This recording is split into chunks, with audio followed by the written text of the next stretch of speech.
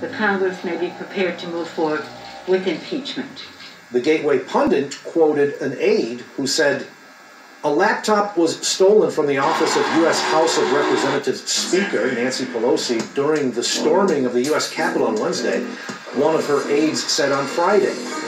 Well, because on Wednesday, they took Pelosi's laptop. She's frantic.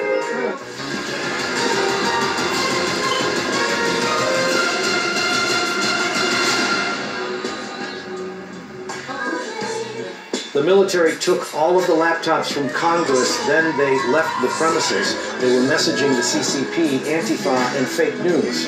It goes on to say that the whole thing was a sting operation. Now, I generally don't waste my time with stuff like this until it can be backed up or at least tied into something tangible. Look at this from the New York Post. The Trump-supporting rioters who broke into the Capitol building during Wednesday's deadly insurrection swiped laptops from the offices of House Speaker Nancy Pelosi and Senator Jeff Merkley, among other electronics. It was revealed Friday. So this began to surface today, Friday. It doesn't mean the two are related. However, this is the kind of link that I can use to at least talk about this stuff. You see Pelosi, you see Schumer. Ann just told me that Pelosi called the chairman of the Joint Chiefs of Staff, General Mark Milley, and they're trying to get him out on the 25th Amendment or to impeach him. Why? I joined the Senate Democratic leader in calling on the Vice President to remove this president by immediately invoking the 25th Amendment. If the Vice President and Cabinet do not act, the Congress may be prepared to move forward with impeachment. That is the overwhelming sentiment of my cause. Well, and because on Wednesday, they took Pelosi's laptop. She's frantic.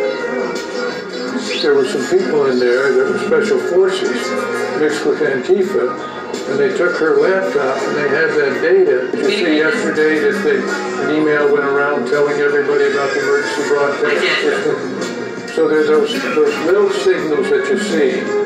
We're not that naive anymore. Blaze TV reporter Elijah Schaefer was apparently in the mix and reporting what was going on inside the Capitol building. He tweeted this: "Breaking, I am in Nancy Pelosi's office with the thousands of revolutionaries who have stormed the building. To put into perspective how quickly staff evacuated, emails are still on the screen alongside a federal alert." The Gateway pundit quoted an aide who said, "A laptop was stolen from the office of U.S. House of Representatives Speaker Nancy Pelosi during the storming of the U.S. Capitol on Wednesday," one of her aides said on Friday. An aide to Pelosi confirmed Friday that a laptop was stolen from the Speaker's office, saying it belonged to a conference room and was used for presentations, but did not elaborate further on what information it may contain. At least one other computer was stolen, a laptop belonging to the office of the Democratic Senator Jeff Merkley, of Oregon. The acting U.S. Attorney, Michael Sherwin, said that some of the thefts might have potentially jeopardized what he described as national security equities. Where the officers themselves opened the gates and waved people in and allowed them to come in. What that was about, whose direction that was, who ordered that to be, I don't know, but I'm confident that's going to be a major part of this investigation. Then you're going to have another part that involves the breach of the internal parts of the Capitol building. One of the parts where the young woman was shot and killed by, I assume, the Capitol Police. These are things that will come out of the investigation. I think it's too early to determine. Staffers were quickly forced to shelter in place, leaving many devices vulnerable to the attackers.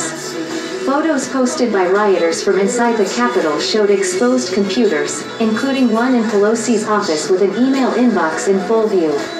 The impact of such a device being taken could be grave, said Brandon Hoffman, the Chief Information Security Officer at IT security provider NetEnrich. Regardless of how much they want to downplay this, the laptop has to have at least access that could be leveraged, he said. It's highly unlikely that this laptop was sitting there with no files, or file access, or any other useful information to somebody looking for leverage or retribution. The strange thing about this, John, is they just didn't, let them in. If you watch some of the videos online, they actually waved them. Yeah. They actually said, come on. They opened the gates and waved them in and directed them into parts of the Capitol. Like I said, I have no idea what that was. I don't know where the supervisors were. But I can't explain. Just watching it as an outsider, I definitely can't explain it. Can't even come close. Yeah, I mean, I don't want to start a conspiracy theory. You have to wonder if they were really even police officers. Now, another narrative, just as deep in the rabbit hole, is this was planned by the military, as suggested by some deep web conspiracy theorists, and basically they used the chaos to snatch the records and the laptops. The bottom line, something does not add up. The police did let the mob just walk right in, and they let them stay in the building for an unusual long period of time. There are photo ops and some suspicious characters throughout. Now remember, building for an unusual long period of time. Plenty of bizarre photo ops and some suspicious characters throughout. Now remember, this is not a movie plot, folks. One of the parts where the young woman was shot and killed by, I assume, the Capitol Police. And these are things that will come out of the investigation. I think it's too early to determine. I don't want to speculate, but I have to tell you, based on what I've seen, there was a lack of security, a lack of leadership, a lack of command structure, and they just were not prepared, for whatever was to come. And I want to stress this for a second, John.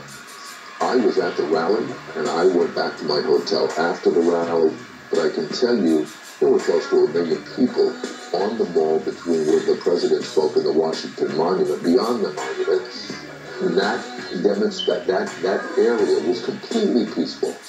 Whatever happened down at the Capitol, and I anticipate you're going to see a lot of investigators and anarchists for Black Lives Matter and the reprehensible acts yesterday were incited by the President of the United States. Yesterday's events would not have happened without him. If there were no President Trump, this would not have happened, plain and simple. The fish stinks from the head, plain and simple. But you have to go home now. We have to have peace. We have to have law and order. We have to respect our great people in law and order. We don't want anybody hurt. On the ship, 24,000 slaves, 12.5 million, 24,000 equals 833 trips a ship. Impossible. Impossible. Cut it out. Cut it out. 40 slave ships times 600 slaves is 24,000 slaves. 12.5 million by 24 equals 500 divided by 520.833 trips a ship. Impossible. And these are wooden ships. This is before steel was even created. The woman who died was a 14-year Air Force veteran, says who? You believe that narrative? Why would they shoot a woman? Here's the thing. Inside of the Capitol is federal ground. You need authorization, all kind of ID badges and clearance. So if you on federal ground, you coming up in there without none of that, they gonna shoot you on sight. They put the narrative out that this person to trigger the people. You cannot just walk up in the Capitol Hill. How you think them niggas got up in there today? Let them in, right? But like I said, the greatest distraction to arrest Congress. That was a distraction to arrest all the motherfuckers that was in there. That's what that was.